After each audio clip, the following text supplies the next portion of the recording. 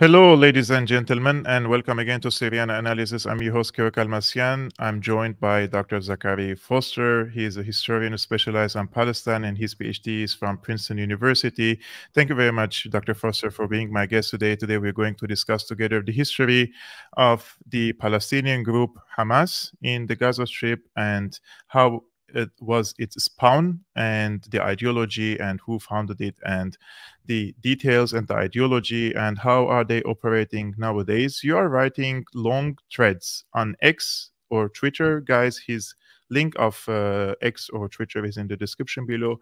And you have triggered lots of backlash, I would say, about for example, the thread that you wrote about the history of Hamas or the untold history of Hamas. And also you wrote a thread about what is the meaning of from the river to the sea, Palestine will be free. And there are also articles about you, and you're accused of some of the Zionist, let's say, commentators or the activists of different accusations. And I don't want to go through the details, but how can someone like yourself, a historian, can protect his reputation in the era of social media when it's very easy nowadays to frame someone and smear someone and try to commit what is called character assassination against people who are trying to provide information, whether you agree with them or not. But nowadays it's very easy to exclude the intellectuals from society because the social media operates differently.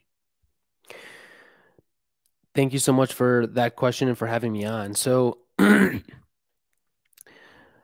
I think the first thing that I try to do and try to be very careful about when writing history, including in the form of Twitter threads or X threads, is cite my sources. And I think that's so important because there's so much misinformation spreading around, be them in the form of videos or just people writing things that they believe to be true, but in fact are not true. And so it's so critical that if you want to write about history, that you cite sources, and specifically, for example, screenshot the passage from the book, screenshot the footnote from the book, screenshot the article, the New York Times article or the Atlantic or Haaretz or Al Jazeera, so that people have an understanding of your sources and that you're being rigorous and as honest as you can. So that's the first thing to do. I think secondly is that so show your work. And honestly, I think there's so many people writing online that do not show their work, and that's the first thing you can do to earn credibility. I think the other thing to do is, when I'm trying to educate online, I'm looking for things that are not well appreciated or not well known or not well understood. And so I'm reading through the academic books published in the 90s, right? So there's been a number of books published about Hamas going back many decades. And I think it's important to dig up those sources and dig up those books and cite and tell people the history that they're not going to hear online, that they're not going to find on Wikipedia. And so you already know, the world knows that Hamas's 1988 a charter calls for the destruction of Israel. Everyone knows that already. You can find that charter translated into dozens of languages. You can find that charter in full online in many, many places. What you cannot find online are the peace proposals that were submitted to the then Israeli Defense Minister Yitzhak Rabin by Mahmoud al-Zahar, one of the most senior Hamas officials in 1988. This is June 1988, 2 months before Hamas's charter is released. And so I think, so here you have right here, some of the screenshots from the book that I'm citing in that thread. About Islamic fundamentalism in the West Bank and Gaza. And in that book, we learn that 2 months before Hamas's infamous August 1988 charter is released, Mahmoud al-Zahar comes out with this, basically what I would call a peace offer to the state of Israel, submitted to Yitzhak Rabin on June 1st, 1988, in which he says, look, if you withdraw from the occupied Palestinian territories in full, grant Palestinians the right to self-rule, and allow them to elect their own representatives without any interference, we are open to peace. And in fact, Hamas's founder, Sheikh Ahmed Yassin himself, says something very similar, again, in 1988, right around the time that Hamas is going through this transition from Islamic charity to militant resistance. And he says the same thing. If you allow Palestinians the right to return to their homes, those Palestinians who were violently ethnically cleansed from their homes in 1948 and never lost the right to live in Palestine just because they were violently expelled from it. And if you allow us to return to our homes, and if you withdraw from the occupied Palestinian territories, we are open to peace. Yes. And so I think there's a lot of history about Hamas, and we're just getting started. I mean, we're still in 1988. There were many attempts over the course of the past 20, 30 years by Hamas officials, by senior Hamas officials, putting forward peace proposals, 10-year truces with Israel that were, in every single case, rejected outright, rejected outhand, without even a counteroffer made. So I think that's kind of a starting point for talking about the history of Hamas and some of the work I've been doing on Twitter. If we take one step back, you mentioned Ahmad Yassin, who was the founder of Hamas. If you can tell us who was Ahmad Yassin, where was he born to begin with, and what was his background? Was he from the beginning an Islamist, and where was he born, and what happened in his childhood? Yeah, so Ahmed Yassin is born inside the borders of British Mandatory Palestine. And when he is, I believe, 12 years old, if I'm not wrong, he, along with his family, was uprooted from his hometown. I can't remember exactly where he's from. He's from a village, I believe, in what is today Israel proper, what was then the British Mandate for Palestine. So he's uprooted together with his family becomes a refugee in Gaza in the aftermath of the 1948 war, and so grows up in these horrific conditions in the He's born in Gazan Al-Jura. He's born in Al-Jura. Al-Jura. Yeah. Thank you for that. So, and he's a paraplegic, by the way. And he's basically his childhood and adolescence is living in these refugee camps in Gaza, suffering from overcrowding, suffering from total impoverishment. And so I think that plays that at least gives you some sense over the anger and rage that he must have had as a young kid, growing up in exile as a refugee, living also under Egyptian military occupation, by the way. And so I think that's really important to understand. The other, by the way, Hamas has another co-founder. It's not just Sheikh Ahmed Yassin. The other co-founder of Hamas is a guy by the name of Abdul Aziz Rantisi.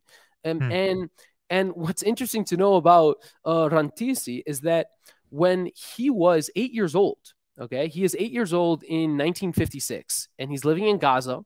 And in 1956, Israel, as you probably know, joins up with Britain and France to reoccupy the Suez Canal. And one of Israel's main goals during that operation was to occupy Gaza and eradicate the Palestinian Fedayeen that were based there.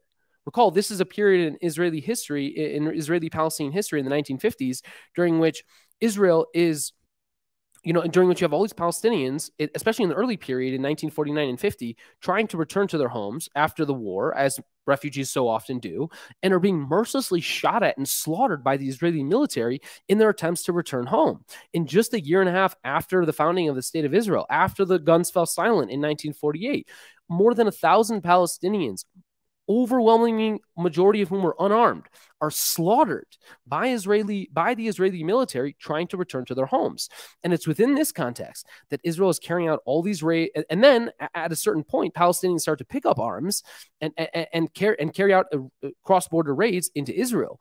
And it's within this context that Israel is trying to, in 1956, come into Gaza, occupy it, and quote unquote eradicate the Palestinian Fedayeen that were based there.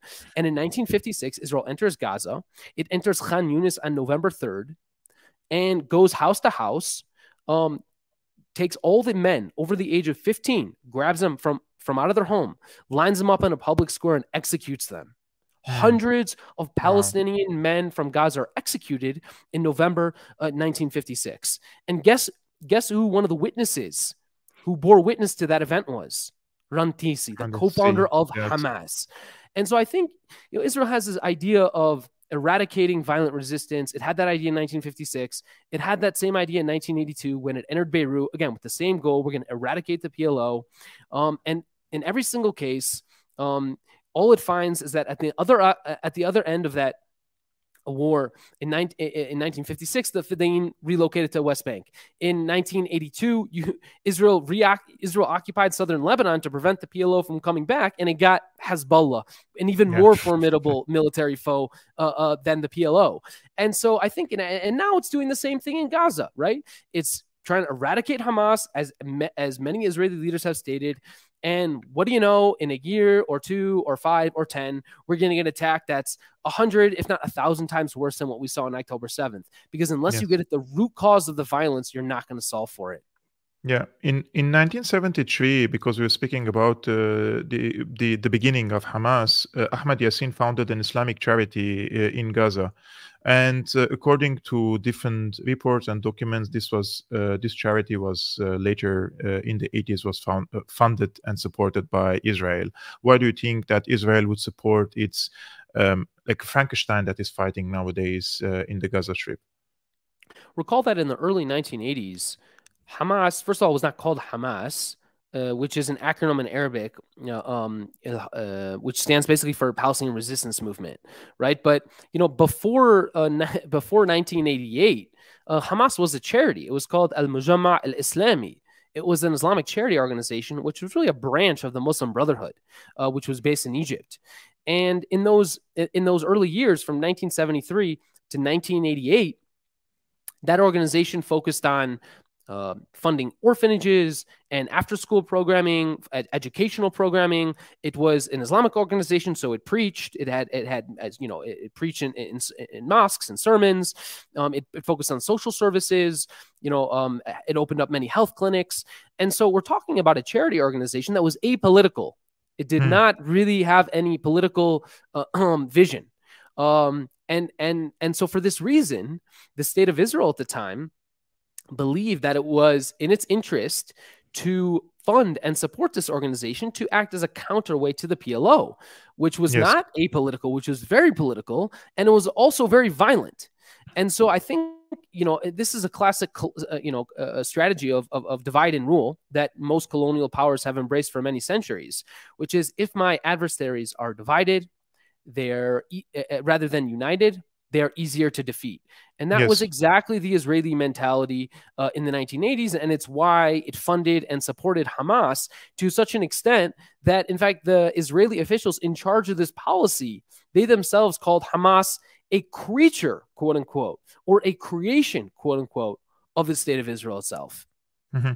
Don't you think this is from the same playbook of the Brits in the late 20s, in 1920s, for example, when they also tried to support the spawn of the Muslim Brotherhood in Egypt in order to divide and conquer again between the socialists and the nationalists there who were rising against the mandate. Similar things happened in Syria. Like the Islamists are being the useful idiots against the enemies of the Brits, the Americans, the Israelis in the Middle East? There's no question about that. I think if you go back into history and look at all of these colonial contexts, be it India, Pakistan, be it Egypt, Palestine, Lebanon, Syria, you find the same thing over and over and over again, which is the colonial power comes in and it seeks to create division within the society in which it's based. And, in the case of Palestine, the Palestinians are given these different religious institutions. They're given Muslim institutions and Christian institutions rather than a Palestinian institution. And the reason, again, is very obvious. We're going to treat these communities as separate. We're going to divide the communities, pit one community against another community. And then we have many examples, in fact, even in which the British tried to pit one family against another family. And in fact, it did this I believe in appointing Haj Amin al-Husseini, by the way, who has kind of become this, very famous Palestinian character from the British mandate, from the period of the British Mandate. He himself was a nobody. Before he was given the seat, I believe, of the Supreme Islamic Council, he was a nobody. He was a young, unknown Palestinian from a family member who came from a family rival to the family that had previously dominated the politics of Jerusalem. And so he is empowered, again, in part to create these internal divisions within Palestinian society. And you see this all around the world. And I would say there's nothing unique about Palestine. Yeah. In the late 80s, in 1987, the same year that I was born, the first Intifada started in Palestine, and everybody wants to know what was the role of Hamas during that time in this first Intifada, and how did Israel react against the first Intifada at that time? I think the first Intifada is not talked about enough. I think the first Intifada is really the key to understanding why Hamas transitioned from a charity organization to a militant resistance group. The way I would tell that story is as follows. You have 20 years of military occupation leading up to the outbreak of this uprising, right? So from 1967, when Israel occupied the West Bank and Gaza, until 1987, when you have the outbreak of the first Intifada at the end of 1987, you have 20 years of brutal military occupation.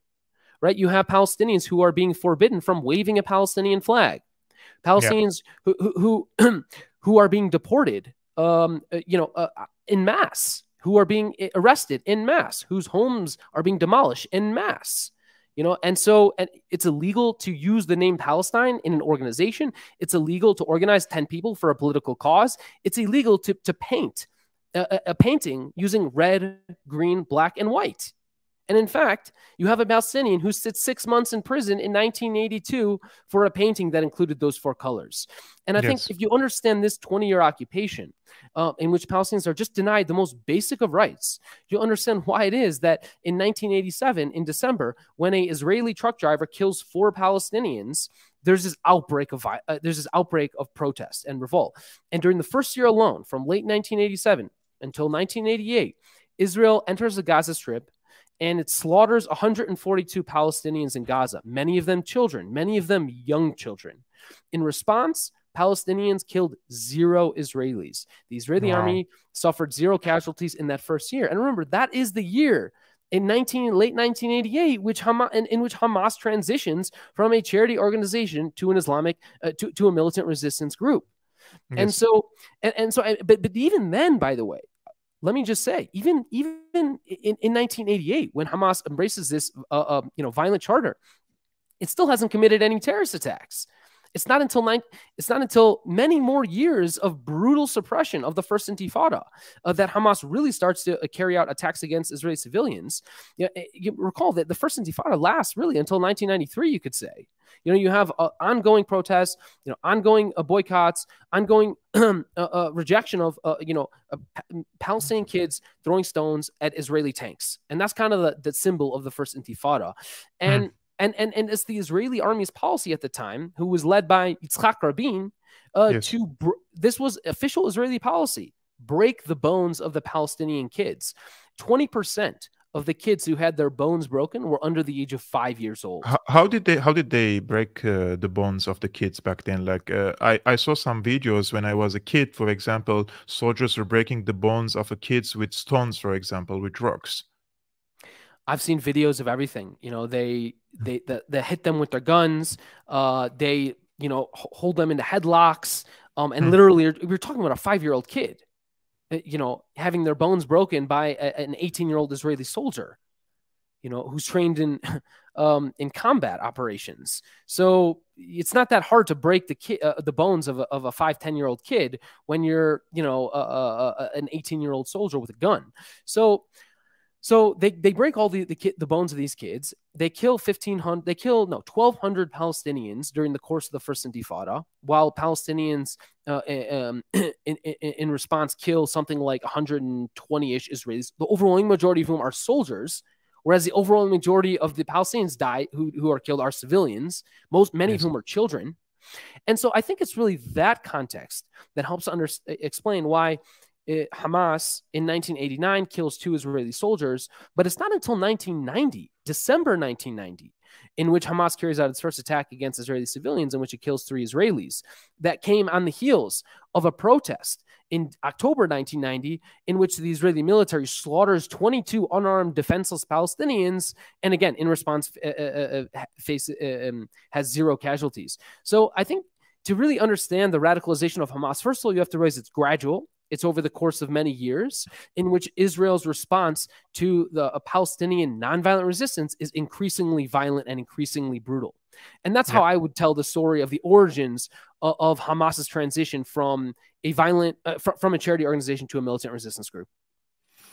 Before I move on with this historical context, since you mentioned the waving the flag of the Palestinians back then was banned on Palestinian territories by the Israeli occupation forces, how did we move from this scenario from in the 80s and the 90s, and Palestinians aren't able to wave their flags, into now, fast forward to 2023, waving a Palestinian flag is equated to supporting Hamas in Western countries, and it's still allowed legally, but you will definitely be framed as a pro-Hamas if you wear a kufiya, if you wave a Palestinian flag. Last Saturday, I was in a pro-Palestinian demonstration calling for ceasefire in the Gaza Strip.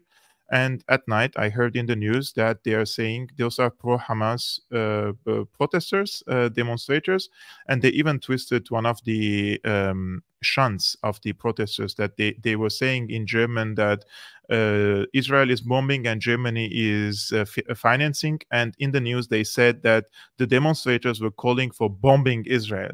Like How is this shift happened all of a sudden, like that the media has become so disingenuous and the political class has become so hysterical when they see people are simply waving a Palestinian flag? I think for a long time, long before October 7th, the state of Israel, the Israeli military would have us believe that there's no difference between Hamas and the civilian population of Gaza. I mean, that was the entire point of the blockade. It was to punish the people of Gaza for having elected Hamas, the Yes. blockade that began in 2007. So there's been a long period, dating back at least till 2007, if not much longer than that, during which it's the civilians who pay the price. And I mean, even going back to the 90s, when Israel started to impose lockdowns and closures on Palestinians in the occupied territories in Gaza and the West Bank, again, it was the Palestinian civilians, overwhelmingly women, children, non-combatants, people who have no desire for violence, who are being punished for the actions taken by their leaders. And so I think the same would be true, or just even the actions taken by militant resistance movements. So I think there's been a long attempt to conflate civilians and militants. I think that attempt it dates to at least 2007, if not much earlier. And then as far as this kind of association of Palestinian symbols with violence, I think this is really part of what I would characterize as a total attempt to dehumanize the Palestinian people that has been ongoing for many, many decades and starts with their very identity as Palestinians. What other people in the world are told there's no such thing as a German or a French or an Algerian? And yet here we are in 2023, Israeli leaders saying there's no such thing as a Palestinian. I mean, their very identity as a people is under threat. Yes. Their symbols And that's why they are saying, like, there are 22 more Arabic countries. They can go to Egypt, they can go to Jordan, they can go to Syria. There are so many Arabic countries. All of a sudden, they believe in Arabic unity. And if these Arab countries try to unite together, and the Israelis will be the first to sabotage this unity, right? This is part of a long-standing Hasbara campaign, an Israeli propaganda campaign, to say that the people of Palestine, first of all, they came from Egypt and Syria and Lebanon. They weren't originally in Palestine, right? Because Palestine was a land for a people. Palestine was empty. That's the Zionist narrative. We made the desert bloom. We drained the swamps. There was no one here when we showed up. So this is part of the narrative. And it's like many other colonial narratives. You want to make disappear the indigenous inhabitants of the land. And there's nothing unique about Israel in this sense. This is the case with almost every single settler colonial enterprise, is that you want most of the land with as few natives on the land as possible. And Israel is just a classic case of that, right? If you just look at Israeli policy from 1948 to the present, it's we want more land with less Palestinians in it. And that's what drove the expulsions in 48. That's what drove the expulsions in 67. That's what drove Israel to expel another 2,000 Palestinians from 67 to 87. And that's what drove Israeli policy during Oslo, in which we're going to divide West Bank into areas A, B, and C. Area C is the biggest area of the West Bank. It's 60% of the West Bank. That's the area we want. That's the area with the groundwater. That's the area that shares the border with Jordan. So we're going to control the desirable parts, and they're also desirable because there aren't very many Palestinians living on them, right? So so we're going to take that land, and then we're going to push Palestinians from Area C to areas primarily B and A, primarily areas A, where there's Palestinian urban populations, where there's dense urban Palestinian population centers, where it's unlikely we're going to be able to kill them all or expel them all. So let's just keep pushing them into smaller and smaller cantons. And if you understand that one principle, that Israel wants as much of the land as possible with as few Palestinians on it as possible, you'll understand much of Israeli policy really since, I would say, 1948 to the present, and in particular since Oslo from 1993 to the present. Mm-hmm. They're doing similar thing in the Golan Heights, but in a different strategy. They are inviting as much as settlers possible to the Syrian Golan Heights. They're trying to change the demographics now in the Golan Heights because they illegally annexed it in the 81, I believe. But if they want to, they occupied it in 67, but they annexed it in 81 legally under the Knesset vote. But if they have to organize a referendum, for example, the majority are still Syrians, so there is always the chance that they will vote to be part of Syria. So they're they have pursued this long-term strategy of changing the demographics until the settlers become a majority, and probably then they would say, okay, we do like the Russians did in Ukraine, now we can organize a referendum and say the people voted to be part of Israel, right? So legally they use this under the international law umbrella, the people have chosen to be part of Israel. It's the right of self-determination, for example. I think this is where they are heading to in regards to the Golan Heights, unless something very dramatic happens now in the region in terms of a regional war. I think Syria doesn't have an interest in a regional war at the moment. I mean, half the country is destroyed. They don't have an energy resources to continue a war against Israel. Those are serious things to consider if you want to engage in a war with a strong enemy like Israel. But since we're speaking about terrorism, resistance, violence, it's very important for us to know what's the fine line between violence and terrorism. If, for example, Hamas conducting a terrorist attack, okay, and the terrorist attack here is a suicide attack that killed civilians in Israel, this is called terrorism. Then we have another case that Israeli soldiers are breaking the bones of the kids, or the Air Force is bombing a hospital, they're bombing a church, they're bombing a mosque, and hundreds of people are also perishing. So how do we distinguish between violence and terrorism here? And if what Hamas is doing is terrorism, then why is it also the equivalent that the Israelis are doing is not terrorism, for example? Also, there is one more argument that is, if Hamas is, for example, killing fighting age people in Israel, whether they're male or female, this is from the Palestinian side, right? I'm just echoing what they say. Those are all IDF soldiers because they are reservists until 45 years old. I'm not condoning it. I'm not accepting this narrative, but these are all arguments that we can hear during the Gaza war. I, generally speaking, do not like the word terrorism because, first of all, it's not a legal term. It's it's a term embraced by governments to delegitimize non-state actors. Yes, and it's not an analytically rigorous term, which is why I don't think we academics or journalists or observers or historians should really get too bogged down with this word. And generally speaking, I would just recommend avoiding it altogether because it is so fraught. And the reason is that because it's a term that governments have embraced, so much so that, you know, if your organization winds up on the United States' official list of terrorist organizations, you know, that has real legal implications. You know, your bank accounts will be frozen. You will be barred from the SWIFT system. Yes. You are basically a pariah, and you can't operate. You can't operate in the global financial order that we all know, love, and hate today. So that has real legal implications. So it's important to remember that the word terrorism is a term that is used by governments to ban and outlaw organizations it does not like. We all know that governments are probably not the best sources of truth when it comes to trying to, have a rigorous or analytical or sound understanding of different types of organizations, where you want terms that are not fraught with so much, really just is fraught with so much politics.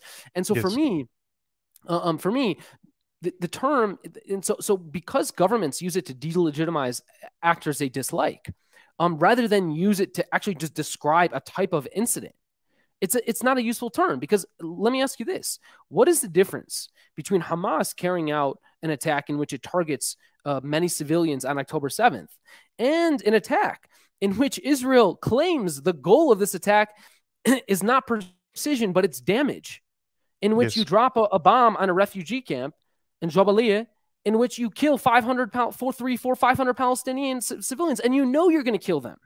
Yes. Please explain to me the difference. Yeah, and then when the spokesperson of the Israeli army was on CNN and he was asked about it, he couldn't even name the name of the senior Hamas commander who allegedly was in this refugee camp that they wanted to target. At least if the spokesperson is trying to defend this act, which was a bombing of a refugee camp, and knowingly there are hundreds of civilians there. And even the CNN was like so embarrassed that the journalists had to push against the Israeli army. It's like, but you knew that there are civilians, right? Like he's asking him, but you knew that there are civilians, and despite that, you did it, And was like, but there was a Hamas member. Was he killed? We don't know yet. We don't know. I saw that interview. Look, I think when thinking about terms to describe violence, I think, in my view, the most defensible terms to use are those developed by international law over the course of many decades and many centuries. I think international is much more defensible than terms used by states today. I think those terms, and I think when thinking about violence, especially in wartime, there are two basic principles. And if you violate those two principles, you are in violation of the law of war and you've committed a war crime. And there are certain levels of war crimes that are more severe than others. And it could be that you've committed a crime against humanity as well. But certainly at the most basic level, those two principles are distinction and proportionality. And so distinction means you have to distinguish between civilian and military targets. And proportionality means that the military gain has to be proportionate with the loss of civilian life. But the Israeli side yesterday was arguing, there was an article in the New York Times that Israeli officials are telling their American counterparts that, look what you did in the World War II. You dropped atomic bombs over Hiroshima and Nagasaki and you killed 200,000 people. So it was necessary for you to force Japan to retreat, although this is even a controversial thing to say, because historically it's not clear 100% that this has led to the retreat of the Japanese, because they were already retreating before the drop of the Hiroshima and Nagasaki. So what they're trying to say, the Israelis, like, you committed yourself this war crime, so why am I not allowed to commit these war crimes? We only killed now 10,000 civilians. We don't have to go back to World War II. We can go to the 2003 invasion of Iraq, which was also illegal, okay, in which the United States invaded a sovereign country without sanction from the UN Security Council. Yes. And it was an offensive war that made our problems of terrorism far, far worse than they ever were before that. We created ISIS in the aftermath of that invasion, which previously didn't even exist. So I don't think the United States here is really the North Star when it comes to when it comes to abiding by the laws of war. If anything, the United States is one of the world's I think greatest violators of the laws of war. And so I'm not really sure, we should be looking to the U.S. for guidance here on what the best way is to keep in violation with international law. Excuse me, prevent violating international law. Yeah. But apparently they're trying, according to the American press, that they are too embarrassed now by the death toll in the Gaza Strip that they're asking the Israelis to give a pause and drop smaller bombs, because the footage that is coming from the Gaza Strip is horrendous. And even the Americans the American administration is 100% on the side of Israel, but at the same time, the embarrassment is too big. And I think Israel has damaged the West before it damaged its own reputation after this carnage and onslaught against the Gaza Strip. I think also the European reputation has been tarnished now beyond repair after this Gaza onslaught. I'm just echoing what the people also say in the region. It has become indistinguishable. What's the difference between the foreign policy of Europe and the foreign policy of the Americans? So the people of the region, let's say in the Middle East, in North Africa, and in Asia, the Europeans and the Americans will have to do lots of work now to repair the damage that Israel has done to the reputation and the credibility of the Americans and the Europeans before anyone else. If I want to ask you about what happened in 2006 in the Gaza Strip, Hamas came to power. How did that happen? Was there elections, democratic elections? Were they fair and transparent? And I'm hearing arguments that Israel was celebrating and they were very happy when Hamas came to power in 2006, because it gave them the perfect excuse to say, now the terrorists came to power, I no more want to negotiate about peace agreement. Yeah, that's exactly right. So in January 2006, you have Palestinian legislative elections Recall that the Oslo process that began in 93 between the PLO and Israel led to the creation of these new Palestinian institutions, the Palestinian Authority, which was the executive branch, and I believe the PLC, the Palestinian Legislative Council. And elections, and until 2006, Hamas had basically stayed out of the national elections. But by the mid-2000s, they had already started to participate in municipal elections and were winning. And in January 2006, they slated candidates for the legislative assembly, and they won. They won a majority of the seats. I believe they won 74 seats out of, was it 120 or 130 or something? But basically, it was a narrow majority, but they won, and it was free and fair elections. There were many international observers present, and I think the unanimous consensus was that these elections were free and fair, and so Hamas wins. And over the course of the next few months and years, basically Hamas is in conversations with Fatah to create basically a unity government. Yes. And in fact, those conversations led to what was then known as the Mecca Agreement in February 2007, in which Hamas and Fatah come to an agreement. And let me just, and I want, and people, this is very important for people to know, because basically Hamas agrees to the following. And I'm going to actually, if you don't mind me quoting from this agreement. Okay. And this agreement has been completely forgotten, but basically here's a paragraph of text from the agreement. First, to stress on banning the shedding of Palestinian blood, and to take all measures and arrangements to prevent the shedding of Palestinian blood, and to stress the importance of national unity as a basis for national steadfastness and confronting the occupation, and to achieve the legitimate national goals of the Palestinian people. And this is the important part that I want to get to, and quote, and adopt the language and dialogue as the sole basis for solving the political agreements on the Palestinian area. And so there you have it. Hamas in February 2007 says the sole strategy, the sole way, basis for resolving our conflict with Israel is through the language of dialogue. Yes. Okay. In other words, peaceful negotiations rather than violence. And of course, what happens in response? Israel, together with the United States, works hard on undermining this national unity government, right? And Israel rejects this national unity government, and the United States applies a lot of pressure on the Palestinian Authority and Fatah to basically not engage in this unity government. And remember, it's the United States and the international community and Israel, of course, which is empowering Fatah and the Palestinian Authority. And which is funding them, which is enabling all this money to flow through into the Palestinian Authority. And basically, you know, what I would say is the United States and Israel basically say, look, Fatah, if you want money, if you want international support, you need to exit out of this agreement, because Hamas is a terrorist organization and we don't accept them. Even though that, you know, they won free and fair democratic elections, we don't really care about democracy when the people we don't like win. And so basically Fatah, this agreement doesn't really amount to a national unity government. And there's a breakdown in the negotiations after, during which point, there's a further attempt to get Hamas to agree to even more a direct statement saying, we recognize the state of Israel, we recognize the agreement signed between the PLO and the state of Israel, etc., in which Hamas refuses to go further than that.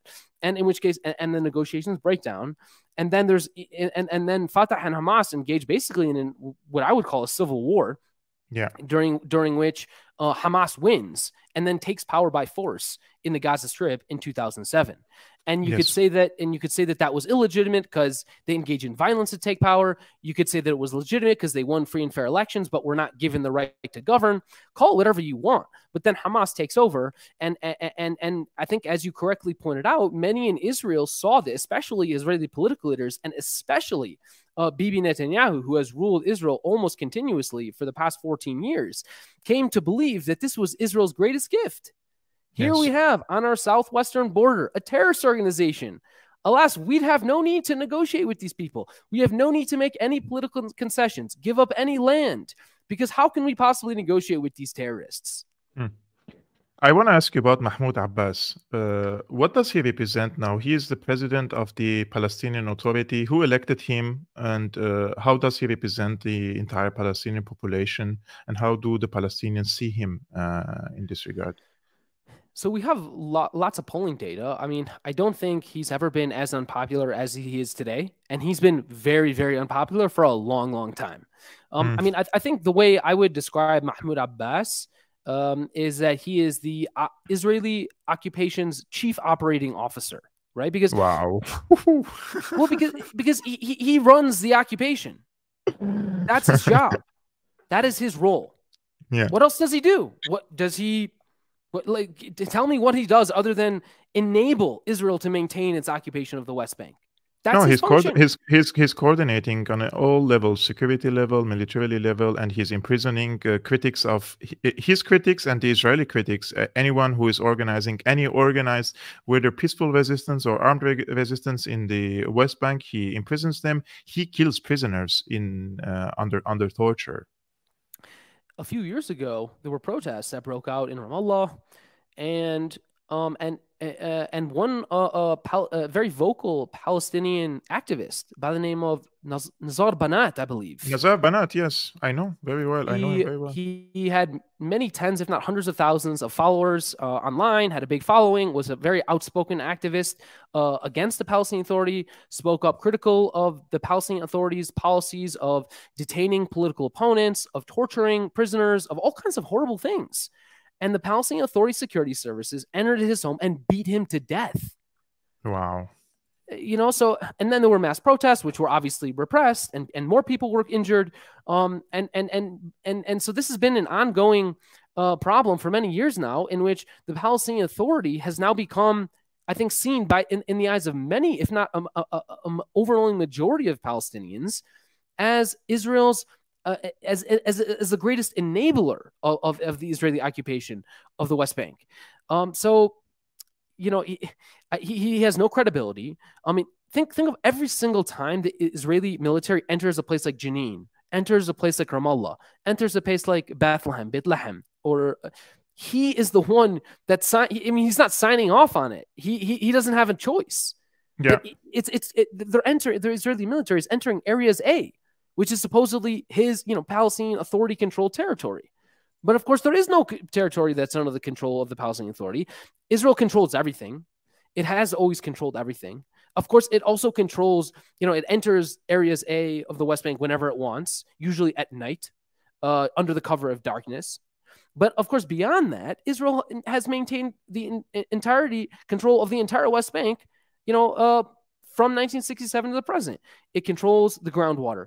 It controls the airspace. It controls the population registry. It controls the exit and entry points, the borders. Yes. So it controls the electricity, the telecommunication lines. And you know that because I only have a Syrian passport, and I cannot go to the West Bank or East Jerusalem or any Palestinian territory because it is occupied by Israel. The entry and the exit is all occupied by Israel. I remember when I was a kid, in Aleppo, for example, when we meet with our elderlies, people who were like 50, 60, 70 years old, we used to see like they have tattoos on their arms here with a date, like 1956, 1960, etc. And I would ask, what is this? And with a cross here. And they say like they went for a pilgrim to Bethlehem, for example, back then. But after 67 war, when Israel occupied the West Bank and as you mentioned, everything there, nobody can go from the Christian community, from Syria, from Lebanon, from Iraq to Bethlehem, for example. So this is, they really try to make it look like this is an Islamic Jewish issue. It is not. It's an occupation issue. And everybody is harmed because of this, including the Christians and the Christian community in Palestine. Recently, they made a big statement about this recent onslaught against the Gaza Strip, and they bashed the evangelicals in the United States and those who call themselves the Christian Zionists, basically. And since we were speaking about just in 2 minutes, if you can, about all this situation in the region, do you think that this will probably go out of hand? Do you think that the Israelis will go further? Because I'm reading now articles from American mainstream press that Israel doesn't have so much time now. They probably have a week or two to finish the job that they want to do there, and it's impossible for them to finish the job because their declared goal is to eliminate Hamas, and it's not going to happen. They're not going to kill 40,000 Hamas fighters, militants right now. They probably killed 70 or 68, according to the Canadian press yesterday. So do you think that Netanyahu will go and all in this conflict, which will lead to Hezbollah intervention and probably Iran and the United States in this, or they will push Netanyahu under the bus and finish this? Well, I think Israel has already stated a change in its military policy and goals since the start of the invasion, or less than a week ago. At the start of the invasion, the goal was to eradicate Hamas, was to completely eliminate their military capabilities and kill every Hamas fighter. Already, as of this week, that goal has changed. Now the goal, Israelis they're not even exiting their armored personnel carriers. They're not even leaving the tanks. How are you going to kill Hamas if you're sitting in your tank? The Hamas fighters are coming up to the tanks, placing explosive devices on the tanks. I've never seen anything like that in my life. It looks like a bomb delivery. They're delivering the bomb. Yeah, because the tanks don't have eyes and ears. They can't see what's immediately around them. And that's why when you think back to like these invasions of towns like Fallujah, when the United States Army went into Fallujah, you have a tank, but then you have infantry surrounding the tank. That's not what's happening in Gaza. They're afraid. They do not want high casualty counts. There are already however many dozens of Israeli soldiers killed so far, but they know if they were to get out of the tanks, they'd be subject to sniper fire. They'd be subject to IEDs. There would be Hamas fighters killing them in much, much greater numbers. And so, in order for them to, and by the way, the other thing that they're not doing is they're not going into the tunnels. Remember, the stated goal was to destroy the tunnel network. And you've seen footage of that tunnel network. It's an underground city that goes very, very deep underground. And they're afraid to enter that tunnel network. And I believe this was the military source that has stated this, is that they're instructing soldiers on the ground not to enter the tunnels. So the goals have already, the goals have shifted. We're talking about a much, much more limited operation than I think the one that they originally thought they had in mind for. And then on top of all that, you have obviously the pressure from the United States. We've already seen reports that the U.S. is pressuring them to kind of limit the casualty counts because this is obviously a PR catastrophe, both for the U.S. and for Israel. The United States military is facing attacks in Iraq and Syria. We have dozens of military bases around the region that are now coming under attack. U.S. soldiers are dying in Syria as we speak. As a result of this, of the United States' support for Israel. And so I think the military operation will not achieve even its very limited aims as they are now. It will obviously not eradicate Hamas. There's no plan there's no real exit strategy or what to do with Gaza the morning after. What are they going to militarily occupy Gaza indefinitely? And it'll just be what Netanyahu says. This is not what Netanyahu says in closed doors. The worst case scenario for him is to bring the authority of Mahmoud Abbas to the Gaza Strip. This is what he says behind closed doors. And the best case scenario is to eliminate Hamas and occupy the Gaza Strip by the Israeli side. If Israel thinks that the solution to the political conflict with the Palestinians is to install the West Bank's chief occupation officer as Gaza's chief occupation officer, they don't seem to understand what the core problem here is, which is that violence breeds violence. Occupation and siege and blockade breed violence. Ethnic cleansing breeds violence. And unless you deal with those issues, unless you address the refugee issue and the apartheid issue and the occupation issue and the blockade and siege issue, you're going to have more violence. And Mahmoud Abbas taking over Gaza is not going to solve any of those problems. I think I agree with you on this point. Dr. Zachary Foster, really, thank you very much for dedicating your valuable time for me and for the audience of Syriana Analysis. I was seeing all these comments here, hundreds of them. They're very thankful for your knowledge and enlightening them about the history of an organization like Hamas. We need to discuss organizations that are even labeled as a terrorist organization, whether by the United States or Israel, because we need to understand the difficult dynamics in the region for those who want to understand. That is why I do these videos for educational purposes. So if you guys appreciate this content, please follow Dr. Zachary Foster also on X. You already did, many of you. It's very important to read his threads, go through the sources. As he mentioned, I saw that he's posting the screenshots and the links for every single thread that he's posting there. Just read, go through it. If you're convinced, that's great. If you're not, try to debate, but be respectful with him. So thank you so much, Zach. Thanks so much for having me on. It's a great pleasure. Thank you very much, guys, for watching this episode. I really appreciate you today. I have done 2 live streamings and you followed this work, and I will see you tomorrow.